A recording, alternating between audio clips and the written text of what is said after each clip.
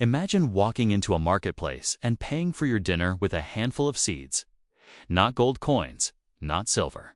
Seeds from a tree that grew in the rainforest just beyond the city walls. Now imagine those same seeds being counterfeited, hoarded by kings, used to pay soldiers, and accepted as tax revenue across an empire that stretched hundreds of miles. This is not a hypothetical. This is exactly what happened in Mesoamerica for over 1,000 years. The Maya did not simply enjoy chocolate. They transformed it into one of the most sophisticated monetary systems the ancient world ever produced.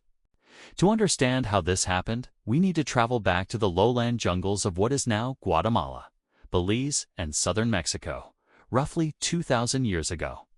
The Maya civilization was not a single unified empire, but rather a constellation of competing city-states, each ruled by divine kings who waged war, built pyramids, and managed complex trade networks. These cities needed something to lubricate commerce, something that could be stored, counted, divided, and trusted. They needed money. And in a region without significant deposits of precious metals, they found their answer growing on trees. The cacao tree, Theobroma cacao, translates literally to food of the gods. It thrived in the humid shade of the tropical forest, producing large pods filled with bitter seeds. These seeds required careful fermentation and processing before they could be consumed as a drink, but their value extended far beyond nutrition. Cacao possessed nearly every quality that economists look for in a functional currency. The seeds were durable when dried properly. They were portable, small enough to carry in large quantities. They were divisible, since any transaction could be adjusted by adding or subtracting individual beans. And crucially, they were difficult to produce in massive quantities. Cacao trees were finicky, requiring specific growing conditions found only in certain regions. This natural scarcity gave cacao something that modern central bankers spend careers trying to engineer: built-in inflation resistance. But scarcity alone does not create money. What transforms a commodity into currency is collective belief, enforced and reinforced by institutions.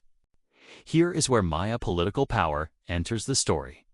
The ruling elites understood that controlling cacao meant controlling wealth itself. Cacao plantations became strategic assets, fought over in wars and redistributed after conquests.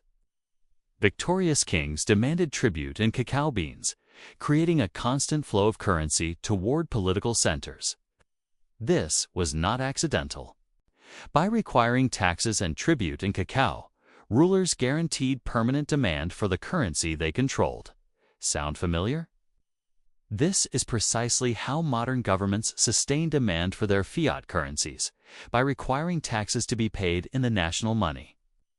The Maya economy grew increasingly sophisticated around this chocolate-based monetary system. Merchants, known as palam, traveled vast distances carrying cacao and other trade goods. They developed systems of credit and debt, with cacao serving as the unit of account. Archaeological evidence suggests that prices for goods were quoted in cacao beans, from textiles to slaves to ceremonial items. A rabbit might cost 10 beans. A slave might cost several thousand. The purchasing power of cacao remained remarkably stable across centuries, something gold standard advocates would admire. Yet every monetary system creates winners and losers, and the cacao economy was no exception. The regions that could grow cacao, particularly the fertile Pacific coastal areas and certain river valleys, became extraordinarily wealthy. City-states located in these zones wielded disproportionate political influence. Meanwhile, highland regions without suitable growing conditions found themselves perpetually dependent, forced to trade labor, obsidian, jade, or other goods to acquire the currency they needed for commerce and taxes. This geographic inequality shaped Maya geopolitics for generations, driving alliances, wars, and migrations. Now here is where the story takes a darker turn, revealing something timeless about human nature and money. When currency has real commodity value, counterfeiting becomes irresistible. The Maya faced a persistent problem with fake cacao beans. Forgers would hollow out genuine beans and fill them with mud or avocado pits, then reseal them with such skill that detection required close inspection. Some counterfeiters simply substituted similar-looking seeds from other plants. Merchants developed expertise in identifying genuine currency, squeezing beans to check for proper texture, examining the color and smell. The sophistication of these counterfeiting operations tells us something important. Wherever money exists, the incentive to create it fraudulently will follow. This pressure is eternal. The Maya monetary system reached its apex during the Classic period, roughly from 250 to 900 CE. During these centuries, cities like Tikal, Copan, Tef, and Palenque achieved remarkable cultural and economic heights. Cacao flowed through their markets, funded their armies, and filled their royal treasuries. But this same period contained the seeds of crisis. Population growth strained agricultural resources. Warfare between city-states intensified, disrupting trade routes. Prolonged droughts stressed the very environment that made cacao cultivation possible. When the trade networks began to fracture, the monetary system that depended on them fractured too. The classic Maya collapse remains one of history's most debated catastrophes. Between roughly 800 and 1000 CE, many of the great southern lowland cities were abandoned. Population declined dramatically. Monumental construction ceased. And while the causes were multiple, the economic dimension cannot be ignored. When trade networks collapsed, cacao's value as currency declined with them. A monetary system is ultimately a network phenomenon. Its value depends on widespread acceptance. As cities fell and populations scattered, the network that had given cacao its monetary power began to dissolve. Yet cacao money did not disappear, it adapted. In the centuries following the Classic collapse, Maya civilization reorganized around new centers in the northern Yucatan and the highlands of Guatemala. Cacao remained important, but the monetary landscape grew more complex. When the Aztec Empire rose to dominate central Mexico in the 14th and 15th centuries, they inherited and expanded the cacao currency system. Aztec markets used cacao beans alongside cotton textiles, called quachli, as complementary forms of money. The Aztec tribute system demanded enormous quantities of cacao from conquered provinces, with records indicating annual deliveries of hundreds of millions of beans to the imperial capital at Tenochtitlan. The Spanish conquest of the 16th century brought European metal currencies into collision with the indigenous chocolate money. Remarkably, cacao did not immediately vanish. Spanish colonizers initially accepted cacao in transactions and even paid indigenous workers in beans. For decades, two monetary systems operated in parallel, with exchange rates between cacao and Spanish reales fluctuating with supply and demand. Eventually, as mining operations expanded and Spanish administrative systems consolidated, metal currency displaced cacao in most formal transactions. But in rural markets and indigenous communities, cacao continued circulating as money well into the colonial period, demonstrating extraordinary monetary resilience. What does this ancient story reveal about our own financial world? More than you might expect.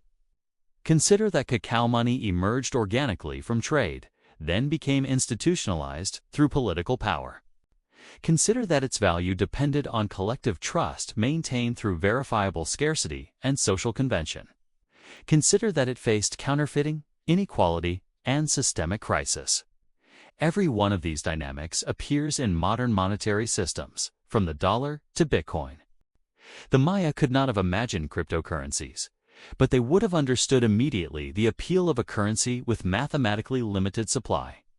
They would have recognized the debates about who controls money creation and who benefits from that control. Perhaps most striking is how the cacao system reveals the relationship between geography, power, and currency. Those who controlled the regions where cacao grew held monetary privilege. Today, we might call this the exorbitant privilege enjoyed by nations whose currencies dominate global trade. The United States benefits enormously from the dollar's reserve status. just as cacao-producing regions benefited from their botanical fortune. Control the money supply, and you shape the economy. This truth transcends technology and millennia. The Maya also discovered something that modern economists sometimes forget. Money is not merely an economic tool. 'Tis a social technology that reflects and reinforces power structures. The same cacao beans that enabled commerce also enabled taxation, tribute, and exploitation. Currency is never neutral. It always embeds the interests of those who create and control it. When you unwrap a chocolate bar today, you are holding the distant descendant of one of humanity's most successful monetary experiments. The Maya looked at a bitter seed from a rainforest tree and saw not just a drink for kings, but a technology for organizing society, projecting power, and storing wealth across time. They understood something we sometimes forget in our world of abstract digital transactions and invisible algorithms. Money is ultimately about trust, about collective belief in shared value. The material form matters far less than the social agreement that gives it meaning. From cacao beans to gold coins to electronic balances, the fundamental challenge remains the same. We must decide together what to believe in, and then live with the consequences of that belief.